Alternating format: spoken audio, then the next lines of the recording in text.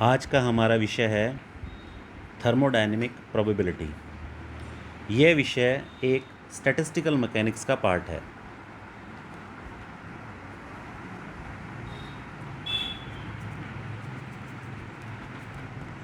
अब पहला प्रश्न ये उठता है कि हम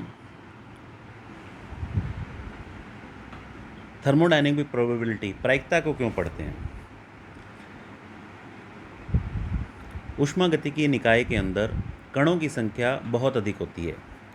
फॉर एग्ज़ाम्पल, मान लिया हम 1 मोल गैस के अणु लें, तो 1 मोल गैस के अंदर आवोगाद्रो संख्या के बराबर अणुओं की संख्या पाई जाती है, अर्थात 6.023 इंटू 10⁻23 पार्टिकल्स।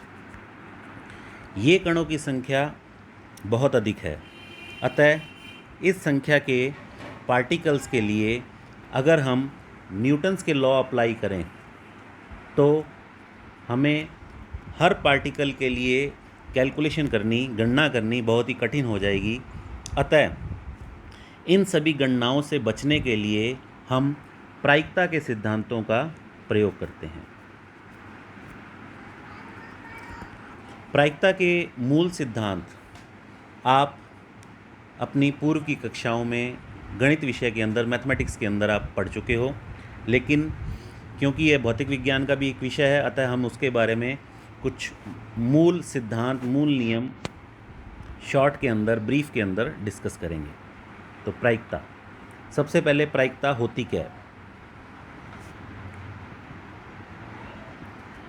प्रायिकता का अर्थ है किसी भी घटना के घटित होने वाली स्थितियों की संख्या अपॉन में कुल संभव स्थितियों की संख्या, इनके अनुपात को प्रायिकता कहते हैं। अर्थात PA is equal to favourable outcomes upon में total possible outcomes. For example, हमने एक डाइस लिया। अगर हम ये पूछें कि उस डाइस पर संख्या 1 के आने की प्रायिकता कितनी है, अर्थात इस स्थिति के अंदर जो फेवरेबल आउटकम्स हैं वो हमारे पास 1 है, तथा कुल स्थितियाँ, टोटल पॉसिबल आउटकम जो हैं वो 1, 2, 3, 4, 5 या 6, कुल 6 आउटकम हैं। इनमें से कोई भी आ जाए तो वो पॉसिबल आउटकम है। तो अर्थात किसी डाइस को फेंकने पर उस पर 1 आने की प्रायिकता 1/6 के समान होगी। अब दूसरा प्रश्न ये उठता है कि किसी घटना के घटित नहीं होने की प्रायिकता क्या होती है। इसको हम PA बार से शो करते हैं। तो किसी घटना के घटित ना होने की प्रायिकता, जैसे इसी उदाहरण के अंदर डाइस पर 1 ना आने की प्रायिकता कितनी होगी, तो इसमें फेवरेबल आउटकम्स कितने हो जाएंगे। 2 आ सकता है, 3 आ सकता है, 4 आ सकता है, 5 आ सकता है और 6 आ सकता है। तो कुल 5 पॉसिबल आउटकम्स हो गए और टोटल पॉसिबल आउटकम कितने हैं, 6। अतः प्रायिकता कितनी होगी, 5/6।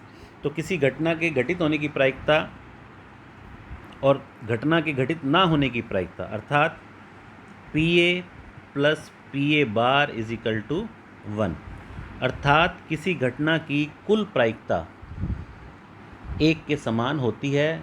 प्रायिकता 1 से अधिक नहीं हो सकती, अर्थात PA का मान 0 और 1 के बीच में पाया जाता है। यदि PA का मान, घटना के घटित होने की प्रायिकता का मान 1 के बराबर है, इसका मतलब घटना A निश्चित रूप से घटित होगी, और किसी घटना के घटित प्रायिकता 0 के बराबर है तो अर्थात घटना घटित नहीं होगी। ये प्रायिकता की कुछ बेसिक सी डेफिनेशन और उसके आउटकम्स। अब हम डिस्कस करेंगे कि प्रायिकता के अंदर कुछ बेसिक थ्योरम्स होती हैं जिसको बोलते हैं एडिशन थ्योरम और multiplication theorem, law of addition and law of multiplication. तो पहले हम डिस्कस करते हैं लॉ ऑफ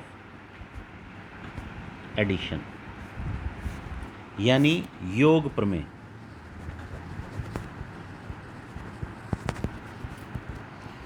योग प्रमेय का क्या अर्थ है? अगर दो घटनाएं जो म्यूचुअली एक्सक्लूसिव हैं, परस्पर अलग अलग हैं,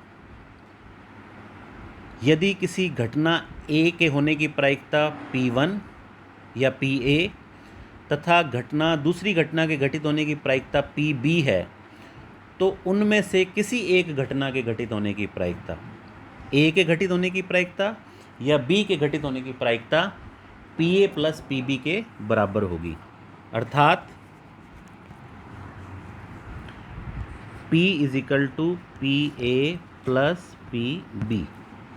यहाँ पर PA A घटना के घटित होने की प्रायिकता है, PB B घटना के घटित होने की प्रायिकता है तथा P घटना A या घटना B के घटित होने की प्रायिकता है।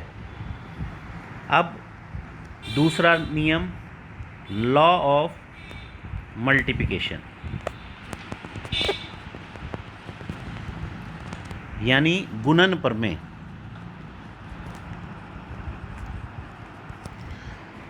गुणन प्रमेय का क्या अर्थ है? मान लिया किसी घटना A के घटित होने की प्रायिकता PA है तथा घटना B के घटित होने की प्रायिकता PB है तथा दोनों घटनाएं स्वतंत्र हैं, म्यूचुअली एक्सक्लूसिव हैं, तो घटना A तथा घटना B के घटित होने की प्रायिकता अर्थात एक ही समय में घटना A तथा घटना B के घटित होने की प्रायिकता PA इंटू PB के बराबर होगी। इसे योग का नियम तथा गुणन का नियम कहते हैं। इसको हम एक उदाहरण से समझेंगे। मान लिया हमने दो डाइस लिए, दो घन लिए। अगर हम इन घन को फेंकें तो हम ये कहें कि डाइस 1 पर या डाइस 2 पर 1 आने की प्रायिकता कितनी होगी? तो डाइस A पर 1 आने की प्रायिकता 1/6 या डाइस 2 पर 1 आने की प्रायिकता भी 1/6। तो डाइस 1 पर 1 आने की प्रायिकता या डाइस 2 पर 1 आने की प्रायिकता 1/6 प्लस 1/6 बराबर 2/6 यानी प्रायिकता 1/3 के बराबर होगी। ये हो गया लॉ ऑफ एडिशन या योग का नियम। 1/6 प्लस 1/6 बराबर 1/3। अब इसी प्रश्न के अंदर अगर हम गुणन का नियम लगाएं तो कैसे होगा? दो डाइस को एक साथ फेंकने पर दोनों डाइस पर 1 आने की प्रायिकता कितनी होगी?